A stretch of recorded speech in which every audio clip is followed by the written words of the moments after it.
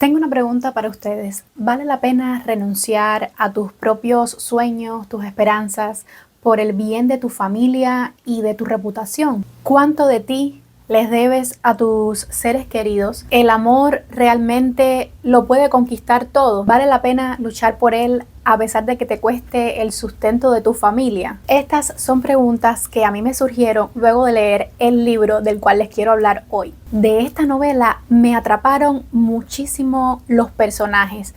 Llegué a sentir lástima por muchos de ellos porque se ven atrapados en los cánones de una sociedad que los obliga a renunciar a ser ellos mismos con tal de salvar su reputación, su sustento, su vida. Estoy segura de que esta novela los va a atrapar muchísimo, a pesar de que es una novela tranquila, sosegada.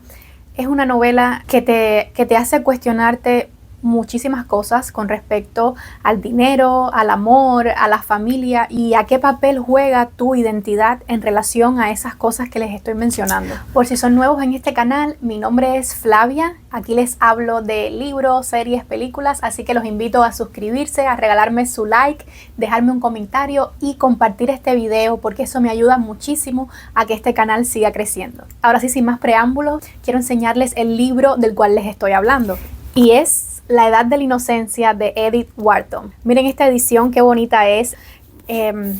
Me gustan muchísimo los libros que publica esta editorial y quedé maravillada con este libro. Es del tipo de obra que cautiva a todo tipo de lectores a través de los siglos, porque esta novela está publicada desde 1920 y en el 1921 recibió el premio Pulitzer. Y un dato curioso es que la autora fue la primera mujer en recibir este honor. Y en este video yo los quiero convencer de por qué tienen que leerla. Está dividida en dos libros.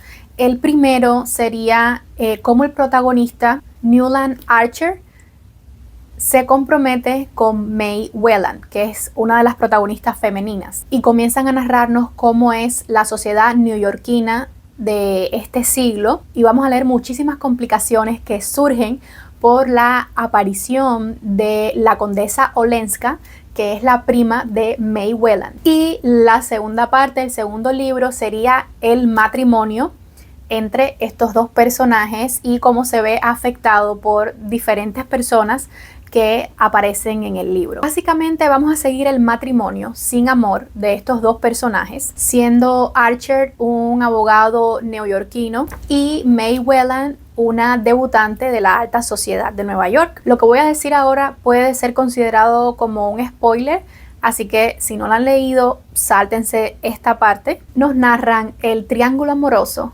entre May, Archer y Ellen Olenska. Este personaje de Madame Olenska es muy peculiar porque ella nació en Estados Unidos, pero se fue a vivir a Europa y regresa con todas las costumbres y las visiones que tienen las personas que se crían fuera de Estados Unidos, específicamente en Europa.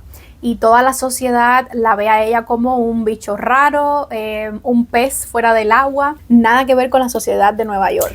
La novela también tiene otros personajes muy interesantes, en mi opinión, como por ejemplo la matriarca de la familia Mingot, que sería Catherine, que es una señora poderosa que heredó una fortuna y se asegura una posición muy alta dentro de la familia.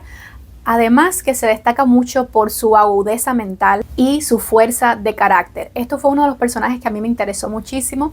Tenemos también a un banquero británico que se llama Julius Beaufort, en apariencia agradable, pero que resulta ser un personaje detestable. Un personaje que después cae en desgracia debido a ciertas decisiones que toma. Quiero hacerles una sugerencia y es que cuando terminen de leer el libro, vean la película de 1993, protagonizada por Michelle Pfeiffer, Winona Ryder, Daniel Day-Lewis, dirigida por Martin Scorsese. Bueno, qué película tan hermosa. La escena final, les prometo que les va a sacar las lágrimas. Lo que es la música, las interpretaciones, el vestuario de aquella época, los va a transportar en el tiempo y los va a conmover hasta lo más profundo. ¿Por qué creo que deberían leer el libro? Y la primera razón es que es un libro que les permite estar cuestionando a los personajes todo el tiempo.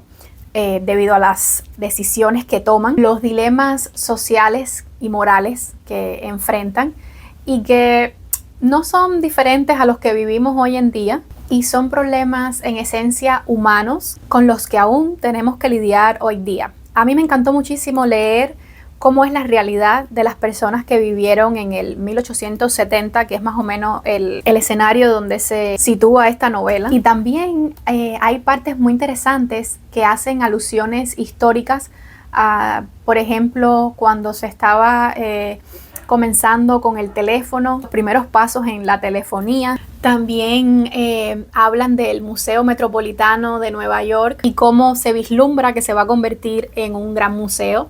También hay referencias literarias cuando se habla de Edgar Allan Poe, cuentos escritos por Julio Verne y la obra de Middlemarch también aparece por estas páginas. Uno de los temas muy interesantes que toca este libro sería la realidad de la época, que como les digo, me encantó leer sobre esto.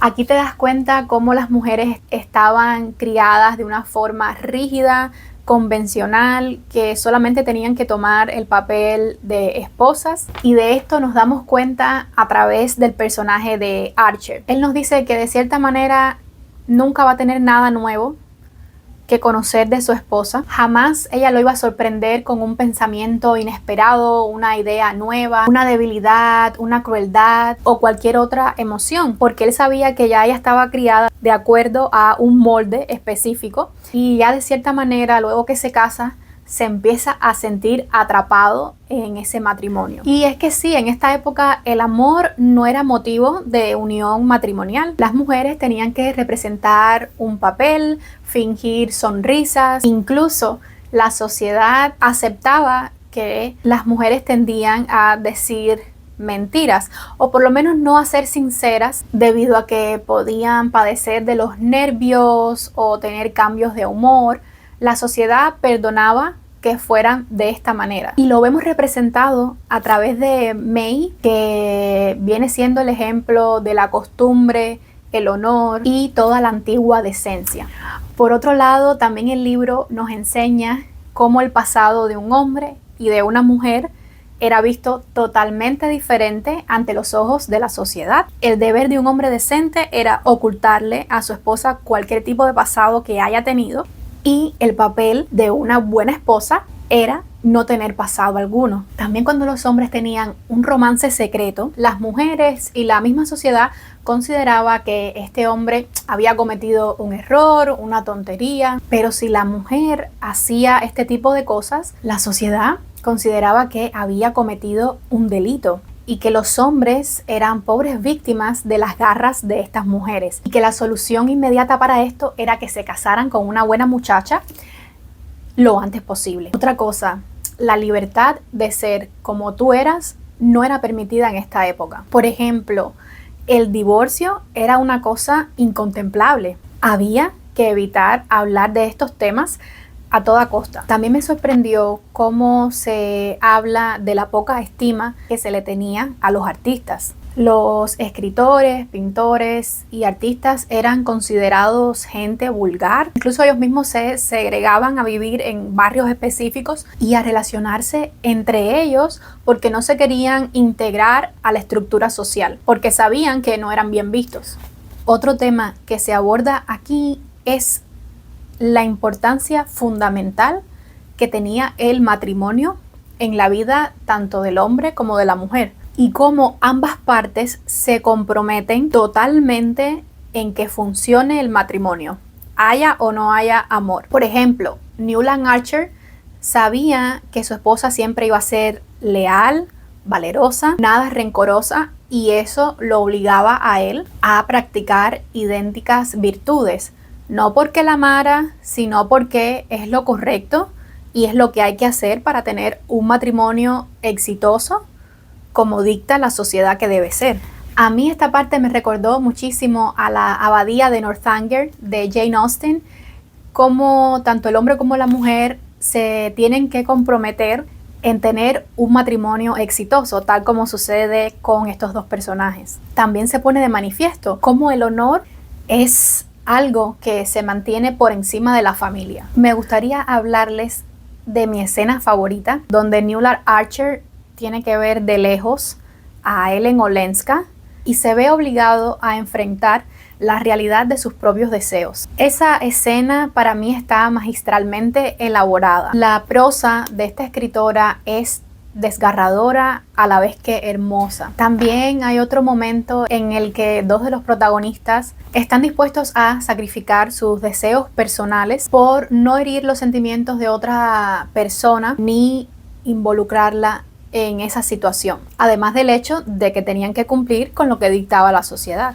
Ahora quiero hablarles un poco de mis impresiones. Sí me gustaría decir que al principio me costó un poco seguir el ritmo del libro porque te hablan de muchas descripciones de lo que es el mobiliario, la colocación de objetos, y se nota muchísimo que la autora pasó muchos años haciendo diseño de interiores. Entonces, si eres una persona que no le interesa mucho lo que es la arquitectura y la decoración, te puede resultar un poco tedioso leer esta parte. Pero bueno, esto no hizo en ningún momento que me dejara de gustar el libro. Y otro detalle del principio es que te comienzan a presentar a todos los personajes, cómo adquirieron sus títulos nobiliarios, cómo se hicieron de la fortuna que tienen. Tienes que estar bien atento porque te puedes perder cuando te comienzan a presentar a todas las personas que intervienen en el libro. Yo quedé enamorada de la forma de escribir de esta autora.